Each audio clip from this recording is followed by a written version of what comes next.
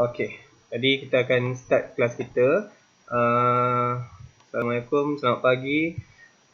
Jadi ini kita sambung pada bab yang seterusnya, iaitu 3.3.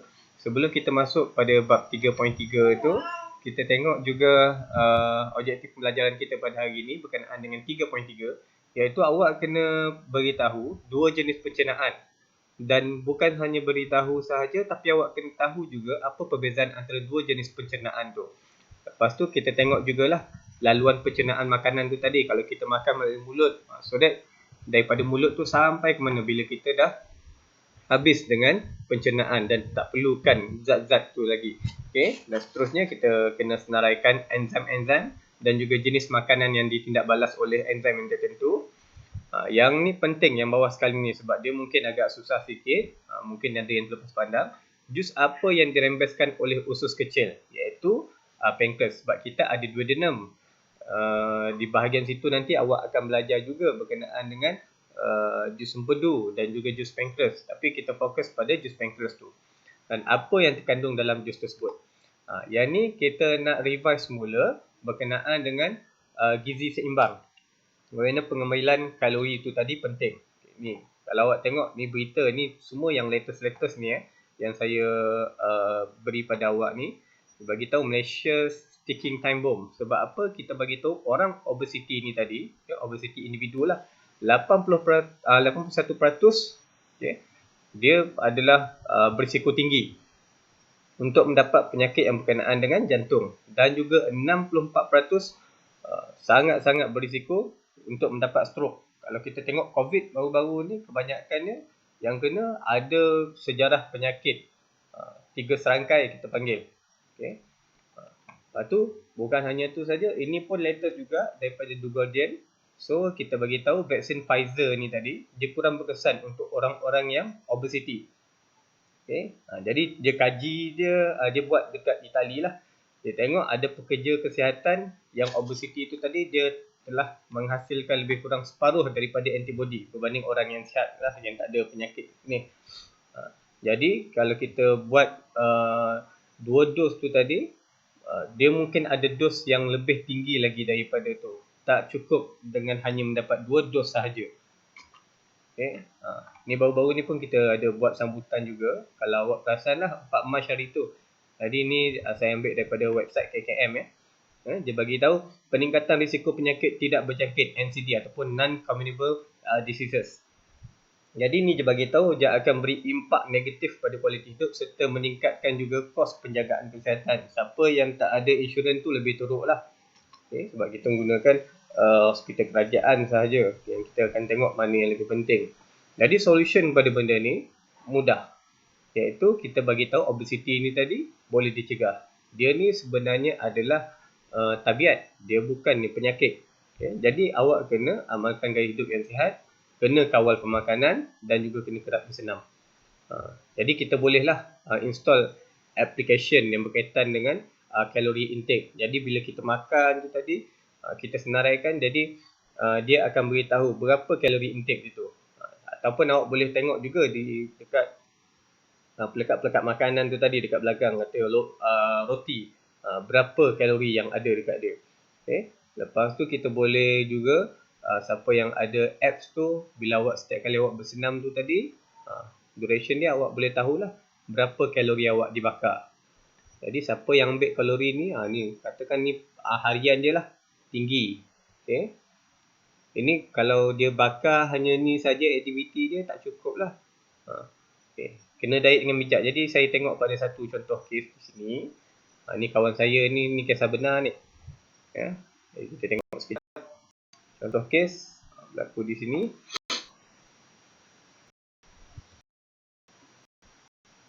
Ya, line saya pun kalau tak clear ni bagi tahu Setakat ni berapa orang yang masuk ni?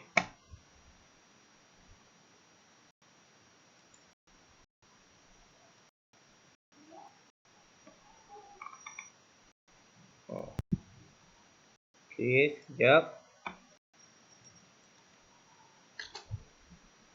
Sebab bila awak makan fast food ni, dia memang ada dekat situ je bagi tahu berapa kalori yang telah diambil daripada situ.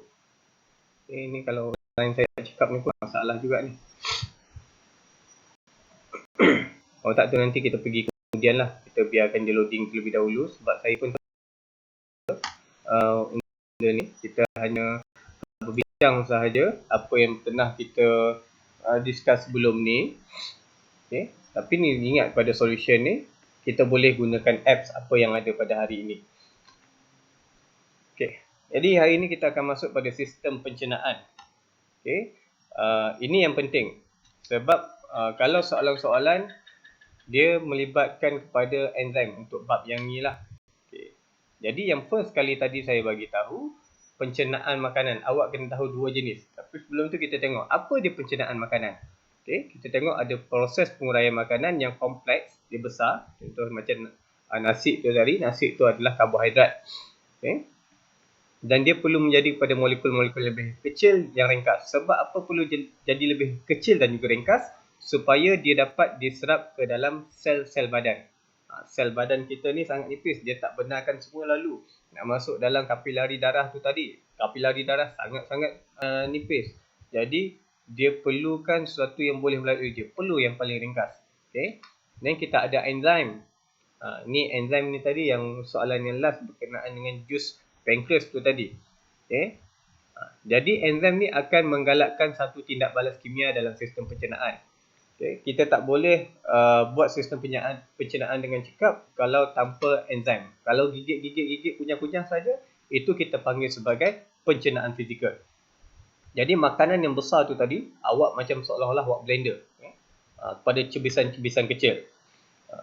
Okay, kita gunakan lidah, ailio. Tapi dalam ailio ni tadi untuk hanya melembutkan dia. Dan juga nak menyerap dia lah. Dalam ailio juga ada satu benda yang lain. Okay. Jadi pencernaan fizikal ni melibatkan peristalsis. Sebenarnya peristalsis dia berlaku daripada esophagus sehinggalah kita buang air besar kita tu. Okay. Kemudian kita ada pencernaan kimia. Tadi pencernaan fizikal. Sekarang pada pencernaan kimia. Jadi kita gunakan apa dia pencernaan kimia ni tadi. Okay. Sama juga maksud pencernaan pada makanan yang besar, pada yang lebih kecil ataupun ringkas. Tapi kimia kita kata dengan bantuan enzim. Okay. Jadi ni dua ni awak kena tahu. Ada pencernaan. Pencernaan pemecahan makanan daripada besar kepada yang lebih kecil dan juga ringkas supaya boleh diserap ke dalam tubuh badan dan digunakan oleh setiap sel. Tapi kita tengoklah apa je pencernaan fizikal di sini. Okay. Kalau fizikal tidak melibatkan enzim, berlaku dalam mulut sahaja. Okay. Kalau dekat sini pencernaan kimia, kita kata berlaku dalam semualah usus, perut, duodenum dan juga melibatkan bantuan enzim. Persamaan kedua-duanya ada berlaku pencernaan makanan dan juga berlaku dalam salur pencernaan tu. Ialah salur pencernaan tempat yang kita makan lah. Mana dia punya flowing tu tadi, kita tengok dia punya carta alir tu.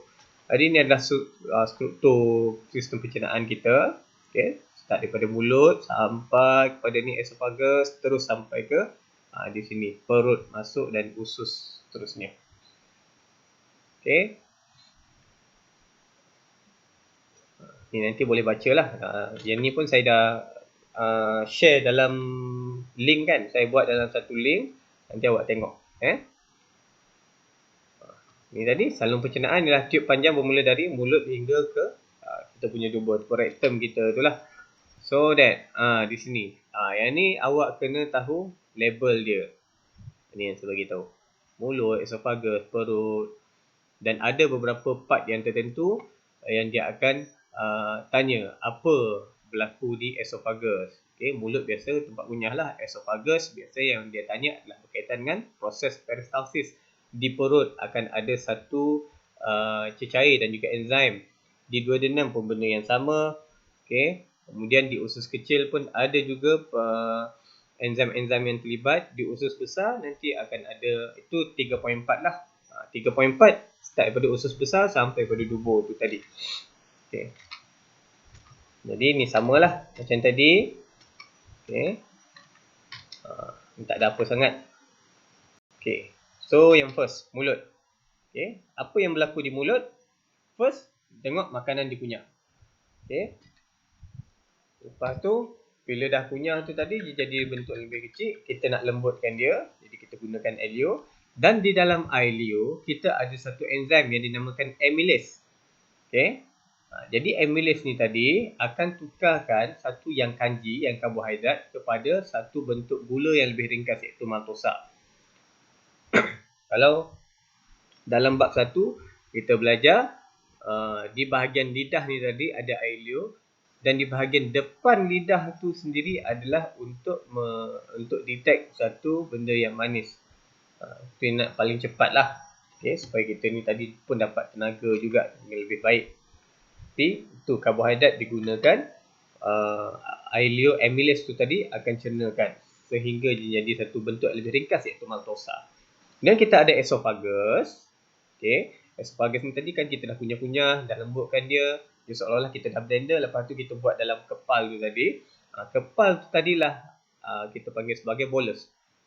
Okay, supaya dekat sini bila dia masuk dalam bentuk bolus tu tadi, dalam bentuk bola tu, dia boleh buat satu peristalsis. Peristalsis ni seolah-olah awak ada satu magnet yang awak masukkan dalam satu tube getah.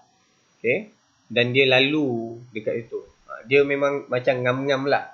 Okay, akan rasa laluan dia tu tadi. Sebab dia nak buat satu peristalsis ni tadi. Okay, jadi dinding esophagus tu dia akan kecut dan juga dia akan menolak. Okay. Jadi cuba masukkan satu dalam satu tiub. Dia siapa yang pernah tolong untuk proses bersihkan perut lembu ke perut kambing ke masa kita buat ibadah korban, saya rasa awak akan faham tentang benda ni. Kita nak bersihkan kawasan situ. Okay, itu proses peristalsis berlaku macam tu. Kemudiannya dari peristalsis ni dia akan masuk ke perut. Okay. Ni video banyak bersepah dalam YouTube. Awak boleh tengok seberingkas. Cuma ni yang saya terangkan apa yang berlaku di sini. Kemudiannya dekat sini di perut ada protease. Tadi amylase. Yang ni saya highlightkan warna merah ni adalah enzim protease. Dan juga ada asid hidroklorik. Okay. So that di dalam perut, kenapa perlu ada asid hidroklorik? Sebab dia nak aktifkan protease. Protease ni dia akan aktif kalau sekiranya adanya medium yang berasid. Okay. Dan juga dia nak bunuh bakteria yang ada dalam makanan. Yang masuk dalam perut kita. Kadang tu kita sakit perut apa semua. So that adalah nak balas dekat sini. Okay. Siapa yang tak makan lama-lama tu tadi, asid hidroklorik tetap akan dirembeskan juga di sini. Okay. Jadi bila tak ada makanan yang dia nak tindak balas, lama kelamaan pH itu tadi tinggi tau, 1.5.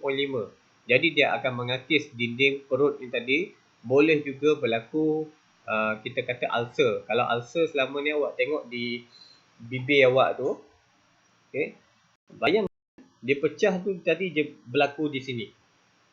Memang betul-betul sakit lah, sebab dekat dalam kita tak boleh nak ubah krim apa-apa. Kemudiannya protease ni tadi adalah untuk protein. Tadi amylase untuk karbohidrat. Kalau protease ni kita bagi tahu adalah untuk protein. Jadi apa yang dibuat adalah protein akan ditukarkan kepada polipeptida yang lebih ringkas lah. Protein ni memang betul sangat besar. Polipeptida ni yang lebih ringkas daripada protein tadi. Okay. Kalau perasan ni lah ASE. Tadi amylase ASE. Kan? Yang ni protease ASE. Apa-apa yang dalam sains ASE di belakang dia ni tadi, kita bagi tahu dia sebagai satu enzim. Itu untuk mudah kenal pasti adakah satu benda tu enzim ataupun tidak. Di belakang pengakhiran dia adalah ASE. Kalau kita discuss sebelum ni berkenaan dengan hydrotropism, fototropism, saya bagi tahu foto tu dalam sains istilah dia khas untuk berkaitan dengan cahaya. Hydro, apa-apa sahaja berkaitan dengan air. Jadi kalau ni ASE hanya berkaitan dengan enzim sahaja. Okay. Tapi protease protein dekat-dekat. Saya rasa tak ada masalah lah untuk awak tahu benda tu. Okay. Kemudian kita ada makanan ni tadi akan menjadi separa cecair dan juga disebut sebagai kim.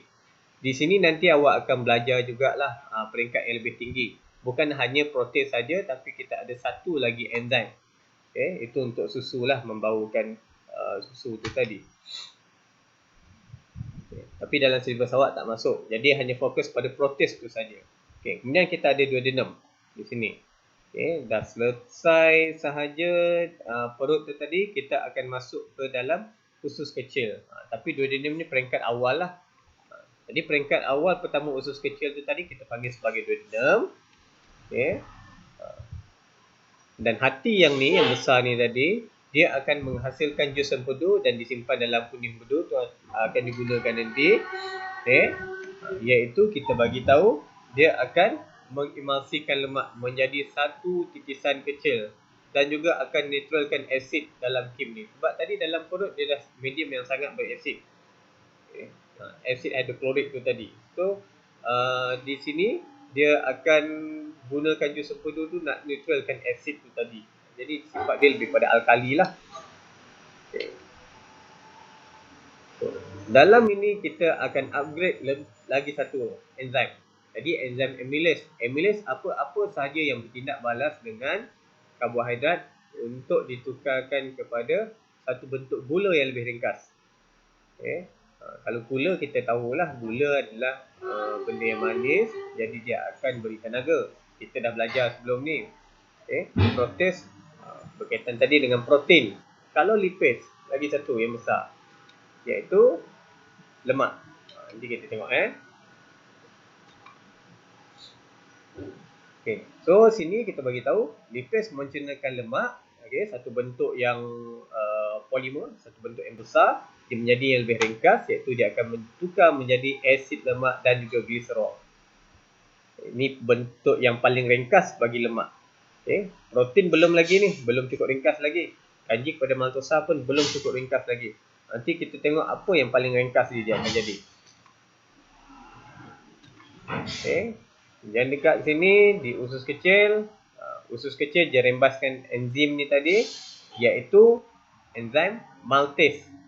Kalau awak tengok sini tadi, okay, amylase tukar kepada maltosa. Okay, maltosa. Yang sini kita tengok ada enzim maltase pula. Jadi maltase ni khas untuk gula maltosa tu tadi. Protein samalah, berkaitan dengan protein. Lipase berkaitan dengan lemak. Jadi apa yang enzim maltase buat? Jadi gula maltosa ni dia akan cernakan pada bentuk yang paling ringkas bagi karbohidrat, iaitu dia akan menjadi glukosa. Jadi peringkat dia kanji tu tadi contoh untuk karbohidrat lah. Kanji kepada gula yang lebih ringkas, iaitu maltosa. Sebenarnya kita bukan hanya ada maltosa saja. Dalam susu kita ada laktosa. Okay. Kita ada juga jenis fruktosa. Nanti awak belajar berkaitan dengan apa itu monosakarida, disakarida. Itu peringkat-peringkat yang lebih tinggi dalam biologi lah dan juga sains tingkatan 5. Tapi untuk peringkat ini kita bagi tahu kita ada maltosa. Fokuskan pada maltosa tu tadi, dia akan menjadi glukosa. So apa enzim yang bertindak balas? Maltase. Okay. Jadi pada karbohidrat, kanji tukar paling ringkas glukosa. Protein masih lagi sama, tapi protein yang ada dalam usus kecil, okay, dipeptida tu tadi tukar kepada asid amino. So that dia daripada protein kepada polipeptida, kemudian kepada dipeptida. Sekarang yang paling ringkas iaitu asid amino. Okay, itu untuk protein. Yang paling ringkas dia adalah asid amino, baru boleh masuk dalam sel. Glukosa untuk karbohidrat tadi baru boleh masuk dalam sel. Lipase, ni memang tak ada tempat lain lah, dia akan jadi asid lemak dan juga gliserol. Okay, ni lipase yang paling ringkas dia. Okay, dan di usus besar apa yang akan berlaku? Makanan yang tak tercerna ni tadi, okay, ada banyak benda-benda lain tu, dia akan memasuki dalam usus besar. Apa yang dalam usus besar buat? Dia akan buat satu proses penyerapan semula air. Okay, tadi kan dah digunakan apa semua tu dalam bentuk separuh cecair. Sekarang ni bila nak makanan-makanan tu tadi dah habis dah tak dipakai dah. Okay, masuk dalam usus besar, kita nak buang. Tapi dalam badan kita juga perlukan 70% air.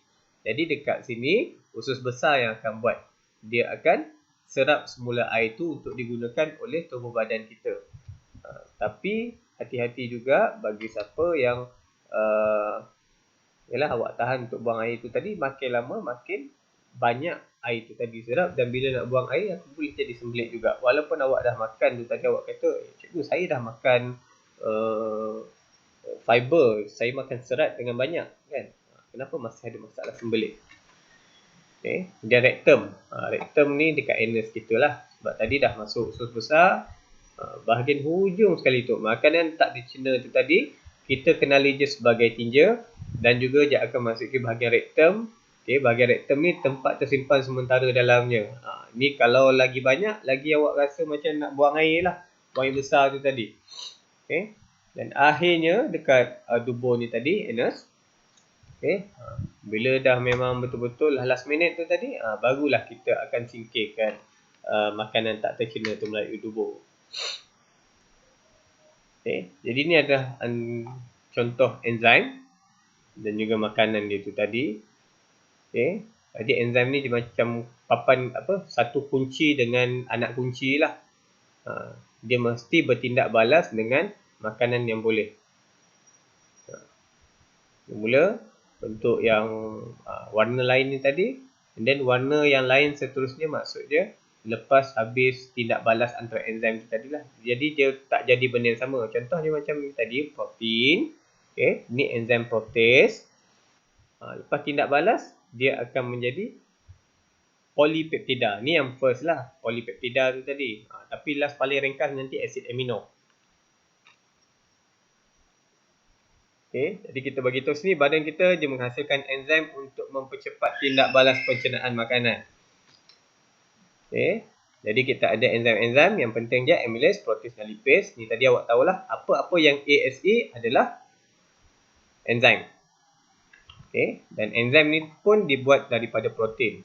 Protein bukan hanya enzim saja. Protein bukan hanya untuk kita bagi tahu membaiki tisu-tisu yang rosak. Tapi dia juga akan terlibat dengan hormon, dia akan terlibat dengan antibody juga. Okay. Jadi tanpa enzim ni tadi, kita bagi tahu proses pencernaan makanan tu berlaku dengan kadar yang sangat rendah. Kalau ada satu contoh je lah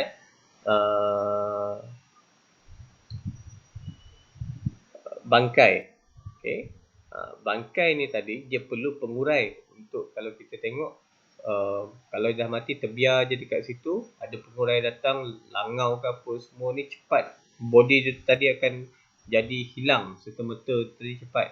Tapi kalau let's say tak ada langsung pengurai dekat situ, macam dekat tempat yang beku lah, tak ada pengurai. Jadi dia akan kekal dalam bentuk yang asal. Enzim dia lebih kurang macam tu lah. So ini adalah ringkasan untuk yang tadi tu. Ni karbohidrat, kanji. Kita ada enzim amylase, tukar kepada maltosa. Lepas tu, yang daripada maltosa tu tadi, dia tindak balas oleh enzim maltase dan akan menjadi satu glukosa. Ni dah lengkap lah kiranya. Daripada karbohidrat tu tadi, tukar yang paling ringkas, iaitu glukosa. Okay. Untuk protein, dia ada beberapa step, iaitu yang pertama, protein ditindak balas oleh enzim protease menjadi polipeptida. Poli ni besar, dia berkumpul banyak. Okay. Ni dekat perut. Kemudian dia dekat pankreas, kita ada polipeptida tukar menjadi dipeptida. Dipeptida ni macam dua lah.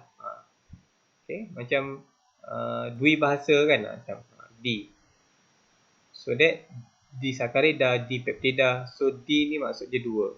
Okay. Ada dua peptida dekat situ. Jadi ni dekat pankreas, dekat usus kecil masih lagi protease yang gunakan untuk protein. Jadi dipeptida ni tadi akan paling ringkas kepada asid amino. Ni awak kena tengok semula ni. Dia panjang. Jadi protein last kali digunakan menggunakan enzim protease menjadi asid amino. Fokus je kat situ. Okay, protein kepada asid amino. Apa enzim terlibat? Protease. Ni step-step dia lah. Bukan hanya terus automatik terus jadi asid amino, tapi dia ada step dia. Kalau kanji tu tadi, last kali tukar kepada glukosa. Kanji ni karbohidrat Karbohidrat tukar kepada bentuk yang paling ringkas. glukosa. Bukan hanya amylase saja yang terlibat, tetapi kalau dah dalam bentuk maltosa tu, dia mesti gunakan maltase pula. Sukrosa kita tak boleh makan. Contoh kalau siapa yang makan daun, okey, sukrosa ni dalam daun. Jadi kita manusia kita tak ada enzim sukres. Okey, sukrosa dalam bentuk gula jugalah sebenarnya. Kalau macam binatang-binatang herbivore, contoh macam lembu, kambing, dia makan rumput. Dia makan rumput, dalam rumput ada gula sukrosa, dan gula sukrosa ni tadi dia akan dicernakan menjadi glukosa. Okay. Ini saya cerita yang khas punya lah.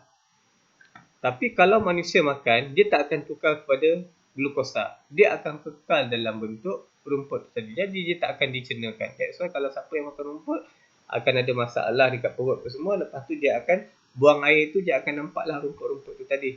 Kalau kita tertelan manik dan sebagainya pun sama juga.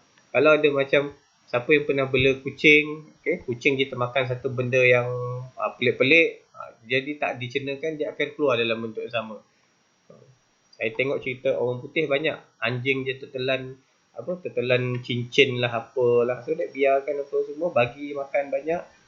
Last tu nanti anjing dia akan berak semula, ambil lah cincin yang ada dalam berak anjing tu tadi dan bersihkan. Okay. Lemak last sekali akan jadi asid lemak dan juga glycerol. Enzim yang terlibat adalah lipase. So that L senang lah. P protein senang. Cuma untuk karbohidrat ni lah yang kena tahu, iaitu ada dua, amylase dan juga maltase. Okay. Jadi kita tamat subtopik untuk 3.3 ni. Okay. So ni ada 10 orang saja daripada 22 orang. Mana 12 orang lagi? Jadi kita semak kehadiran je satu persatu. Okay. So far ada apa-apa soalan?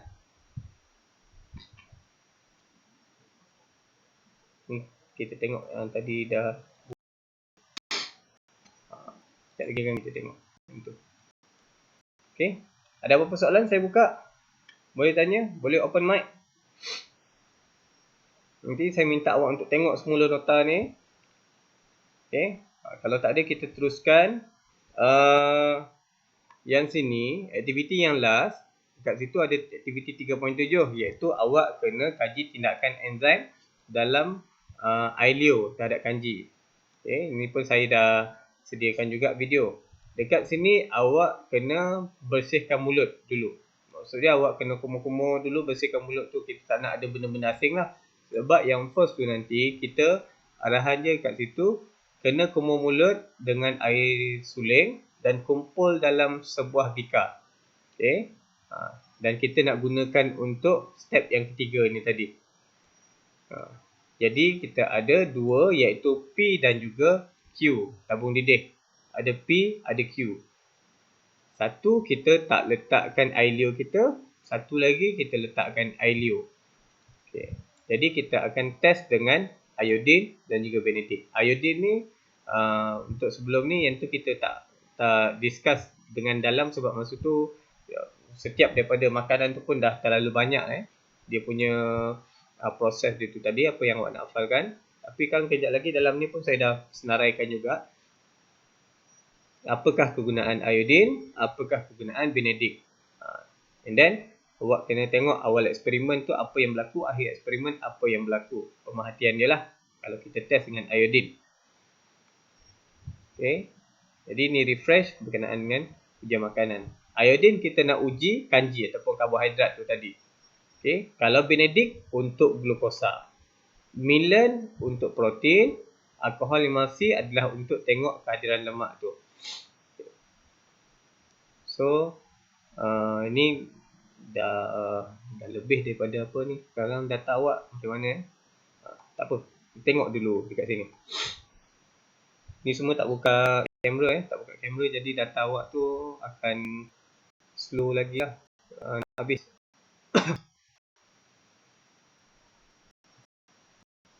Masalah je lah bila kita buat macam ni.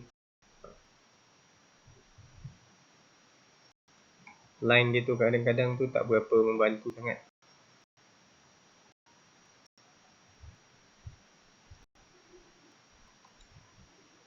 Ini bahasa Inggeris ni. Kebanyakan dalam bahasa Inggeris. Jadi kalau apa hal saya akan terangkan kepada awak. Dah 30 minit. Sebenarnya 35 minit. Tak apa, kita jalan dulu. Okay. Yang ni pun saya buat satu yang khas jugalah. Ni kita tengoklah. Kalau kita test dengan larutan iodin, apa yang berlaku? Okay. Dia akan tukar kepada biru tua. Warna iodin sebenarnya dia warna macam perang tua. Tapi kalau confirm ada je saja karbohidrat ataupun kanji, dia akan tukar jadi biru tua. Dia macam magic. Benda ni pun dalam video YouTube banyak. Okay. Kalau ujian Benedict, kita ada glukosa. Okay. Tapi kena panaskan lah. Jadi masukkan larutan Benedict dekat situ. Larutan Benedict ni warna biru. Okay. Dia biru macam apa tu kita panggil, air blue apa tu, saya pun lupa nama dia. Okay. Tapi last kali nanti dia akan tukar jadi warna merah bata. Kalau kita tengok Milan sama juga, tapi kita gunakan reagent Milan, dia akan bertukar jadi mendapatkan merah bata. Okay. Untuk lemak kita ada dua. Okay. Tapi yang ni kita gunakan etanol dengan minyak masak, kita goncang, lepas tu nanti dia akan ada nampak titisan tu tadi, emulsi lemak putih yang keruh. Okay. Simulation dia senang dekat sini, tapi itulah masalah line. Saya tengok malam tadi cemerlang line dia. Sekarang ni problem sikit.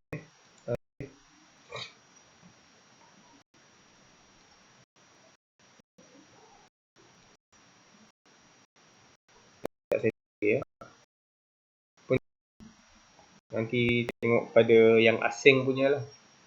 Animation dekat sini pun dah ada juga. Jadi ni adalah tugasan awak. Selesai kelas ni nanti, saya minta untuk awak lengkapkan nota dan juga buat latihan formatif. Okay, ini nanti upload dalam Google Classroom. Untuk nota ni, sebab dia ada banyak kan. Jadi awak boleh rujuk dalam buku teks awak ataupun awak boleh ambil yang slide saya ni. Sebab awak pun tahu saya dah terlibat dengan penandaan SPM. Okay, mesyuarat akan bermula dalam minggu ni. Jadi kelas kita memang tak akan dapat berlangsung lah sebab LPM je dah tetapkan bahawa setiap daripada tugas-tugas hakiki saya perlu ditangguhkan terlebih dahulu. Selesai. Tengok tadi dah selesai belum? Masih lagi belum dapat. Okay. Tapi kawan punya ni sudah kan? Pergi satu-satu lah. Okay. Ni tadi berkaitan dengan yang first sekali. Okay. Berkaitan gizi dan juga pengambilan kalori. Kalau kita tengok dekat sini, ni kisah benar yang saya kata awal-awal tadi lah. Jadi, dalam satu Big Mac tu, ada berapa kalori dia? Itu penting kita kena tahu. Kemudian dia, awak kena tahu juga berapa tenaga yang digunakan. Macam dia ni, dia beritahu ada member dia ni lah, member kawan saya ni. Dia kata dia jogging 3 km sehari, tapi berat tak turun-turun pun. Bertambah tu ada, tapi tak turun berat dia. Walaupun setiap hari jogging 3 km. Tapi dia tak consider apa yang kan. Okay. So, kita kena tengok berapakah sehari kalori yang kita ambil dan juga berapa kalori yang kita gunakan. Okay. Kalau tak bersenam tu ataupun kurang bersenam, dia akan bertukar jadi lemak. Macam saya bagi tahu yang awal dulu kelas kita untuk bab ni, saya bagi tahu apa-apa karbohidrat yang kita tak gunakan, tenaga tu tadi, bila kita tak gunakan, dia akan simpan dalam badan dalam bentuk lemak. Okay. Dan lemak tu dia lah akan menyebabkan gemuk. That's why kalau orang diet, dia kata dia akan elak ambil karbohidrat dulu. Sebab karbohidrat adalah sumber tenaga yang utama. Bila karbohidrat tak ada, badan kita akan cari kepada lemak pula sebagai sumber tenaga kedua. Sebab tu boleh kurus dengan cepat. Okay. Jadi pagi makan nasi lemak, teh tarik. Nasi lemak tengoklah lemak ada banyak, karbohidrat banyak. Teh tarik pula banyak dengan benda-benda manis juga. Okay. Jadi tinggi sangat kalori dia. Okay. Lepas tu kawan saya ni tadi, dia diet, jadi dia buat senarai tu rupanya sehari ambil 2400 kalori. Jadi 2400 kalori ni sama dengan tenaga berapa? Mesti jogging 30 km satu hari. Tapi member dia jogging 3 km pula. Jadi dia bagi tahu satu Big Mac tu pun yang kecil tu kena lari 7 km sebab kalori dia adalah 500 kalori. Paling-paling pun kena nak betul-betul habiskan satu Big Mac tu, tenaga je perlu gunakan aktiviti seolah-olah 7 km. Sebab itu tak kurus-kurus walaupun kita kata aku senam, makan senam. So kita bagi tahu dekat sini makan adalah 80% dan juga senaman adalah 20% untuk siapa yang diet. Sebab kita mesti tengok kepada pengambilan kalori dulu. Sebab tu awak ada belajar berkenaan dengan gizi seimbang, awak belajar berkenaan dengan aktiviti. Aktiviti yang macam mana? Siapa yang perlu makan banyak? Siapa yang tak perlu makan banyak? Okay. IF ni intermittent fasting lah. Jadi ada waktu tertentu yang kita tak makan langsung. Kalau awak skip satu meal pun bagus juga. Kalau siapa yang puasa tu baguslah sebab daripada awal kita dah ambil breakfast, lepas tu waktu sahur tu tadilah, and then waktu dah dah petang tu tadi, waktu buka puasa, and then baru kita makan semula. Jadi dekat situ kalori yang kita ambil tu sebenarnya dah cukup untuk satu hari. Cumanya janganlah awak puasa lepas tu awak tak buat aktiviti yang lain. Sebab tu lagi susah untuk kurus. Okay, sebab kita nak tengok juga makanan yang kita ambil, kita perlu gunakan dia dalam bentuk tenaga tu. Kalau tak gunakan, simpan juga dalam badan. Okay. So siapa yang nak kurus tu tadi, kena faham benda ni. Okay. Kenapa perlu kurus? Dah dibuktikan berdasarkan kepada kajian-kajian kenapa orang yang berisiko yang mendapat penyakit ni tadi datang dia daripada orang yang okay. So that ni simulation lah. Okay. Kita ada banyak, kita ada Fat Colorado, kita ada Java Lab, yang ni salah satu dia. Okay, kalau kita nak test karbohidrat. Okay. Starch ni kanji lah. Ni kalau awak tahu bahasa Inggeris. Okay, so that masukkan dia. Potato ni adalah kanji karbohidrat. Jadi kita titiskan iodine. Iodine tengok warna apa. Okay, jadi kita titiskan kat sini. Tengok apa yang berlaku. Dia akan tukar menjadi warna biru tua. Siapa yang tak tahu, kena tekan help ni lah. Okay, let's say kita gunakan test yang lain. Benedict test. Tapi ini tak penting pun. Okay. Yang penting tadi iodine tadi saja. Sebab yang lain dia takkan dapat juga buat tindak balas tu. Apa yang kita buat? First, drag dropper, HCl. Okay. Then klik knob. Okay, klik knob ni untuk turn on.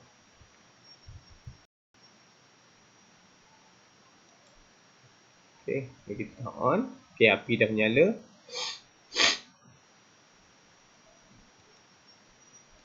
Alright. So that ni kita kat sini kita panaskan sebab ada rembesan asid hidroklorik ni tadi kan.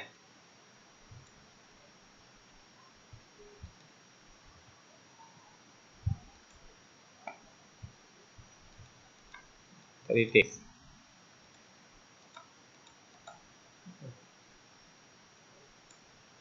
Okay, so that nitrous hydrolide solution tadi. So that tak ada apa-apa yang berlaku lah. Kita tengok pada tu saja. Tapi yang penting je protein kena buat macam mana. Ni kita guna millen. Millen macam yang ni dalam silvers kita lah. So that tukar menjadi warna merah. Okay. Pink tu ataupun merah butter tu tadi, putih telur ni tadi protein. Jadi kita gunakan millen reagent so that dia akan tukar menjadi warna merah tu tadi. Kalau kita tengok pada lemak pula, Okay. Saya kata ada dua eksperimen. Ini eksperimen pertama yang dalam slide tu tadi. Okay. Masuk, lepas tu kita kacau-kacau. Dia akan ada titisan-titisan ni tadi kan. Jadi titisan ni tadi yang kita bagi tahu ada mengandungi lemak. Ataupun kita boleh test gunakan paper ni tadi saja. So that yang pertama kita crush ni. Kita hancurkan. Tak gerak.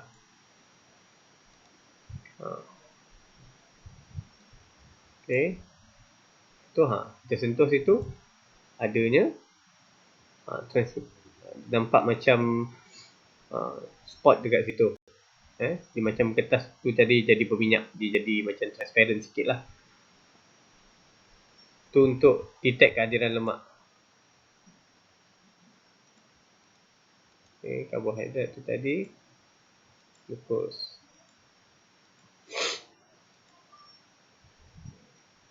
Okay, ni kita tengok glukos pula. Tadi kita tengok yang lain kan. Tadi kita tengok starch. Ini glukos. Iodine tadi dah tengok. Ini kalau kita gunakan Benedict. So that first Benedict saya kata warna biru. Okay. Kemudian switch on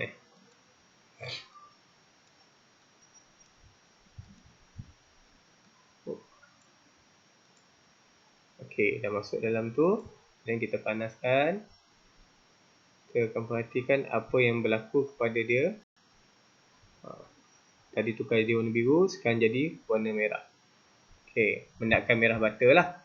Okay, so mendatkan merah butter ni tadi, kita telah buktikan adanya satu glukos present dekat situ.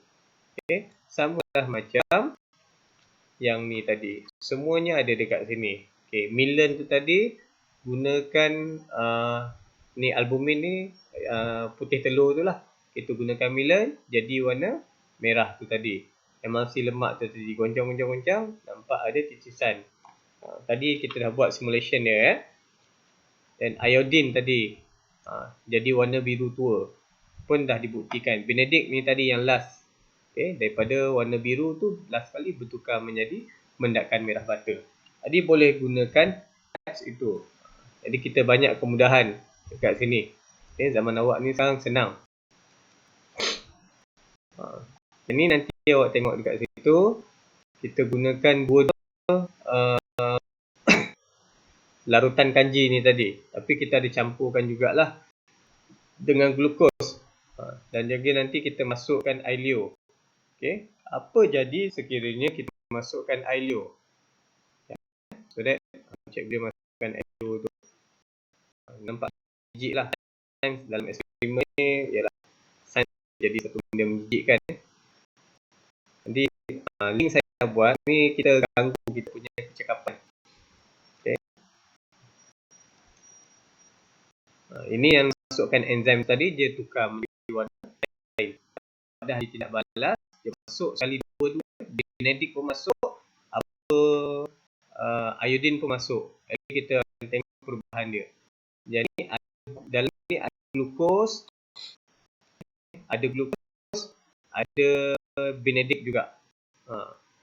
Dia tak boleh nak stop dah ni. Okay. Stop lama. Macam saya tahu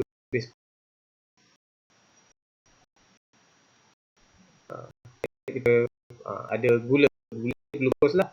Cornstarch ni kanji. Okay, tu yang kita gunakan keduanya, and then kita test masuk buat eksperimen serentak. Nak test dengan Benedict dan juga nak test dengan iodine. Dalam pesawat cakap macam ni. Tadi saya dah problem apa asli nanti awak mula apa dalam aktiviti 3.7. Okay.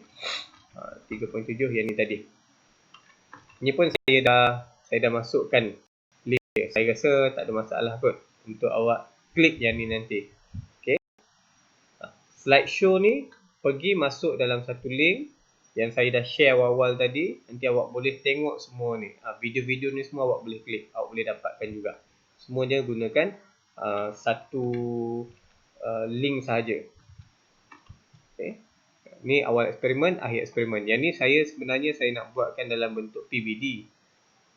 Tapi awak kena tengok video ni dulu. Awak kena tengok semua sekali terlebih dahulu. Okay. Selesai sahaja penandaan saya nanti, saya akan buat satu test dengan awak. Kita pun dah nak masuk sekolah dah kan? Okay. So that guys, ada apa-apa soalan? Ada apa-apa soalan? Setakat ini apa-apa soalan?